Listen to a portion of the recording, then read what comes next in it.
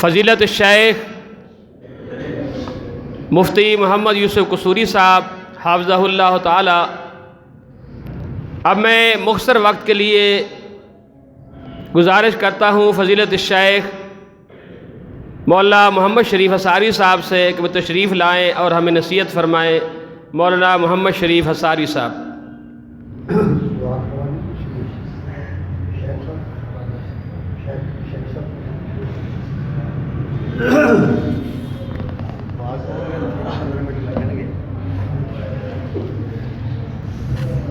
یہ آپ کے لیے نہیں ہے۔ الحمدللہ وحدہ والصلاة والسلام علی من لا نبی بعدہ۔ اعوذ باللہ من الشیطان الرجیم، بسم اللہ الرحمن الرحیم۔ الجزاء الاحسان الا الاحسان۔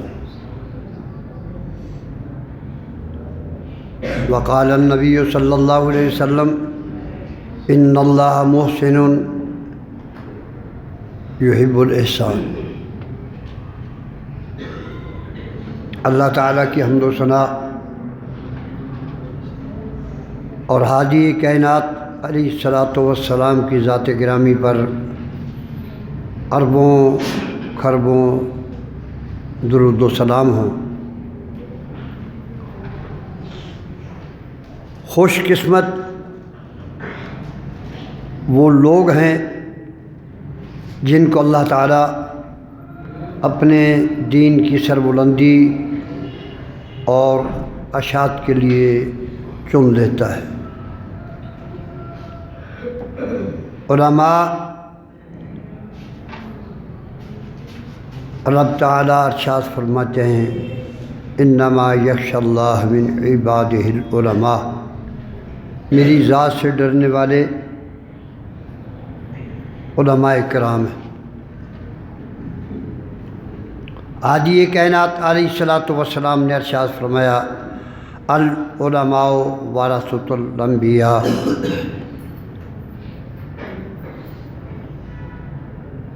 علماء کرام یہ نبی کی وراثت کے مالک ہیں۔ امام کائنات علیہ الصلاۃ والسلام پر نبوت ختم ہے، اب قیامت تک کوئی نبی نہیں آ سکتا جو نبوت کی ذمہ داری تھی، نبوت کے جو کام تھے، اللہ تعالیٰ نے وہ اپنے نیک بندے جن کو اللہ تعالیٰ اپنی مخلوقات میں سے چن لیتا ہے، پھر ان سے دین کا کام لیتا ہے۔ پہلی بات، میں اپنے عزیز القدر احسن سلفی صاحب ایدہ اللہ بنصرہ العزیز، اللہ تعالیٰ ان کو قدم قدم پر کامیابیاں دے۔ اللہ جانتا ہے کئی مقامات پہ گفتگو کرتے ہوئے اگر کسی بزرگ کا تذکرہ کر دیتے ہیں اعلی حدیثوں کی ہوا خارج ہو جاتی ہے۔ اللہ جانتا ہے ایسا گندہ ذہن بن چکا ہے کہ جناب ان کا تذکرہ کیوں کیا ہے، ان کا نام کیوں لیا ہے، جب اللہ تعالیٰ کسی کی محنت کو ضائع نہیں کرتا۔ ان اللہ لا یضیع اجر المحسنین، تو ہماری کتنی بدقسمتی ہے جنہوں نے اسلام کے لیے ماریں کھائیں، ہجرت کی، گھر بار چھوڑا، سب کچھ قربان کیا اور کتاب و سنت کو اپنے سینے سے لگایا اور لوگوں تک پہنچایا۔ یہ معمولی کام نہیں ہے، خاص کر اس دور میں یہ بہت بڑا کام ہے۔ تو میں اپنے عزیز کے لیے دعا گو ہوں، اللہ تعالیٰ ان کو دنیا اور آخرت کی کامیابیاں نصیب فرمائے کہ ماشاءاللہ پہلے عبدالوہاب دہلوی اور دیگر علماء جو ہمارے غربا کے ہیں ان کا ماشاءاللہ انہوں نے تذکرہ. اب جو میں اپنی زبان میں ہمارا پیر و مرشد گھرانہ ہے یہ لکھوی خاندان کا، اپنی زبان میں کہہ رہا ہوں. کو فتویٰ لگانے والا نہ فوراً فتویٰ جڑ دے، کمزور آدمی ذرا فتوے کو اپنی جگہ پہ رکھے. یہ ہمارا بزرگ گھرانہ ہے، ہمارا استاد گھرانہ ہے. ہم نے الف با سے لے کر یا تک انہی لوگوں سے پڑھا ہے. وہ مولانا عبد القادر حصاروی ہو یا ان کے بھی کو بڑے ہوں، وہ سب انہی لکھوی خاندان کے شاگرد ہیں. ہمارے عزیز عبدالرؤف ظفر جو کہ بہالپور یونیورسٹی کے اسلامیات کے چیئرمین رہے ہیں، بے شمار کتابیں لکھی ہیں. پھر سرگودا اسلامی یونیورسٹی کے چیئرمین رہے ہیں اور پی ایچ ڈی کا مقالہ وغیرہ یہ ڈاکٹر صاحب ہمارے بیٹھے ہیں. تو وہ بھی اسی خاندان سے فیض یاب ہیں. اور پھر ایک ہوتا ہے دعویٰ، ایک ہوتا ہے دعوے پہ دلیل. دعویٰ تو ہر کو کر دیتا ہے لیکن دلیل مشکل ہے. لوگ کہتے ہیں جناب یار حدیث فلسفہ منطق معانی یہ علم نہیں جانتے. حقیقت یہ ہے فلسفہ منطق معانی ان لوگوں سے زیادہ کون جانتا ہے؟ ان لوگوں سے زیادہ فلسفہ منطق معانی اور کون جانتا ہے؟ صرف نحو کے یہ امام ہیں. قرآن حکیم کی تفسیر جو پوری دنیا میں تفسیر محمدی کے نام سے مشہور ہے، ہمارے شیوخ لکھوی خاندان کی ہے. اور ہمارے جماعت کے امیر یوسف قصوری صاحب تعارف کروا رہے تھے، وہ بھی اسی خاندان سے فیض یاب ہوئے ہیں، انہی سے پڑھا ہے. جامعہ محمدیہ اور دیگر جتنے ہمارے مدارس ہیں. اور اللہ تعالیٰ نے پھر جس طرح ان کو دین میں اسی طرح ہی اللہ کے فضل و کرم سے سیاست میں بھی اسی طرح ہے کہ بات کرنی ہو نا بڑے سے بڑے کی آنکھوں میں آنکھیں ڈال کر، تو ہمارے لکھوی صاحب تھے. اللہ تعالیٰ ان کی قبر پہ کروڑا رحمت نازل فرمائے. پورے خاندان ہمارے شیخ محمد لکھوی صاحب، محی الدین صاحب لکھوی، واللہ اللہ جانتا ہے بڑے بڑے لوگ ان سے دعائیں کروانے کے لیے آتے تھے کہ شیخ ہمارے لیے دعا کر دیں. اور جس کے لیے وہ ہاتھ اٹھاتے تھے اللہ ان کے ہاتھوں کو رد نہیں کرتا تھا. کیوں؟ یہ چیزیں ہوتی ہیں رزق کے حلال سے. پیٹ میں اگر رزق کے حلال ہو اور انسان سچ بولے پھر اللہ تعالیٰ اس کی دعاؤں کو منظور و مقبول فرماتا ہے. حضرت سعد رضی اللہ تعالیٰ عنہ امام کائنات علیہ الصلوۃ والسلام کی خدمت میں اقدس میں عرض کرتے ہیں، اللہ کے پیغمبر علیہ الصلوۃ والسلام مجھے ایسا عمل بتلائیں جب میں کروں اللہ تعالیٰ میری دعاؤں کو منظور و مقبول فرمائے. آپ نے فرمایا اطیب مطعمک یا سعد تکن مستجاب الدعوات. اے سعد اپنے کھانے کو پاکیزہ کر، حلال کھاؤ. لقمہ اٹھانے سے پہلے دیکھو حلال کا ہے حرام کا ہے دیکھو. تو یہ خاندان محنت مشقت ذمہ دارہ لوگوں پہ اثار و قربانی ہر قسم کی کرنی. ہماری شیخ بھی الحمدللہ اس میں جو مسئلہ مشکل ہوتا ہے، ہم مفتی بن تو گئے لیکن اللہ جانتا مفتی نہیں، وہ شیخ صاحب کی خدمت میں پیش کرتے ہیں.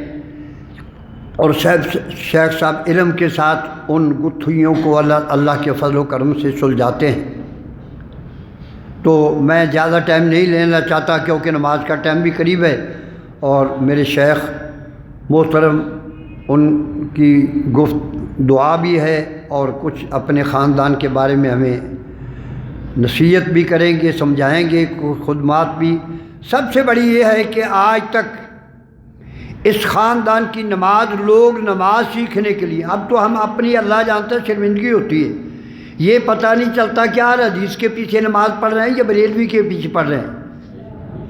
ان کی نمازیں مشہور تھی۔ ایک آدمی مثال کے طور پہ لکھوں کی میں گیا، آگے جماعت ہو رہی تھی، وہ بیچارہ نماز کے ساتھ مل گیا، اس نے جوتے رکھے، نماز میں مل گیا۔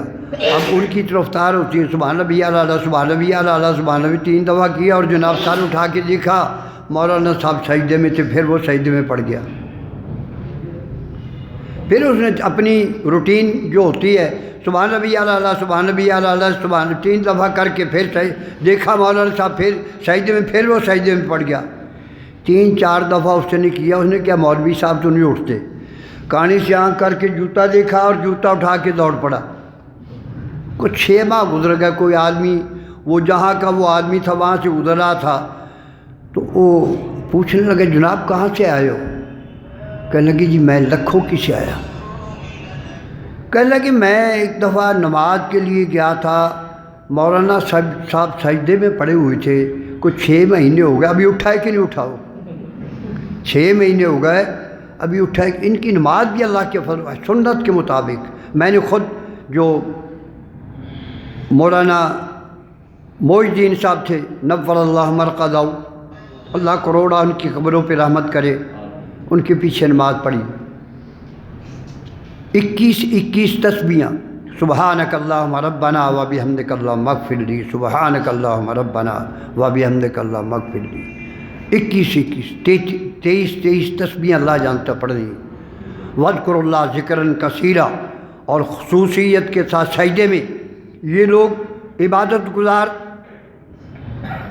تہجد گزار، پھر اللہ کے فضل و کرم سے میدان جہاد میں ان کی ایک قربانی نہیں، یہ تو میرے عزیز نے حکم دیا، میرے ساتھ لاہور کے جامعہ امام بخاری اس کے مدیر بھی آئے ہوئے ہیں، یہ آئے تھے میں لے کر آیا تھا، اور مجھے آسن سلفی ان کی قربانیاں بھی یاد آ گئی۔ میں جانا ضروری ہے، کیونکہ جب ایک آدمی اتنی قربانی دیتا ہے تو ہمیں بھی حاضری دینی چاہیے۔ مجھے فوراً ہی اپنے مہمان کو لے کر یہاں حاضری دینی پڑی۔ اللہ تعالیٰ میرے اکابرین بزرگوں کی ساری محنت مشقت کو منظور و مقبول فرمائے، اور عبادت کا وہی جذبہ جو ان میں تھا وہ اللہ تعالیٰ پیدا فرما دے، اور جس طرح قیام اللیل کا یہ لوگ اہتمام کرتے تھے، اللہ تعالیٰ مجھے اور آپ کو جہاں آپ پڑھ رہے ہیں آپ عبادت گزار بنیں۔ صحابہ کرام جس طرح عبادت گزار تھے، وہم بالنہار رکباناً و باللیل رہباناً، جن کو گھوڑوں کی پشتوں پہ اور رات کو مسلح پہ سوار رہنا۔ میں اپنے عزیز طلباء سے یہ گزارش کروں گا کہ آپ بھی جہاں علم پڑھ رہے ہیں علم کے مطابق عمل بھی کریں، بد اعمال مولوی نہ بنیں، اور تہجد کی نماز اللہ کے فضل و کرم سے دیکھیں پھر اللہ کس طرح نوازتا ہے، کس طرح اپنی رحمتیں کرتا ہے، اور کس طرح تم پہ اپنی رحمت اور فضل و کرم کرتا ہے۔ میں اپنے عزیز طلباء سے یہ گزارش کروں گا کہ آج کے بعد کتنے طلباء ہیں جو تہجد کی نماز ادا کریں گے، جنہیں کرنی، میں نجائز نہیں کرنا، غلط نہیں، ہاتھ کھڑے کر دیا بعد میں کچھ بھی یہ نہ ہو۔ کتنے نوجوان ہیں جو تہجد کی نماز آج سے شروع کریں گے بسم اللہ پڑھ کے، ڈھیلے ہاتھ، بھابھی کے ہاتھ ڈھیلے اٹھتے، پھر خاک میں مل گئی ساری، وہ جو لوگوں کو ٹٹی اور پیشاب کھلاتے رہے وہ ہاتھ کھڑا کریں گے۔ کون ہے جو رات کو تہجد کی نماز ادا کیا کرے گا؟ تہجد کی نماز، اللہ کو ملنا ہو، اللہ سے گفتگو کرنی ہو، ٹیلی فون فارغ ہوتا ہے، کہتا آ جاؤ مانگو جو کچھ مانگنا میں دے دوں، اپنے لیے مانگو، اپنے والدین کے لیے مانگو، اپنے اساتذہ کے لیے مانگو۔ اللہ تعالیٰ اس ادارے کو قیامت تک قائم اور دائم رکھے۔ وآخر دعوانا الحمد للہ رب العالمین۔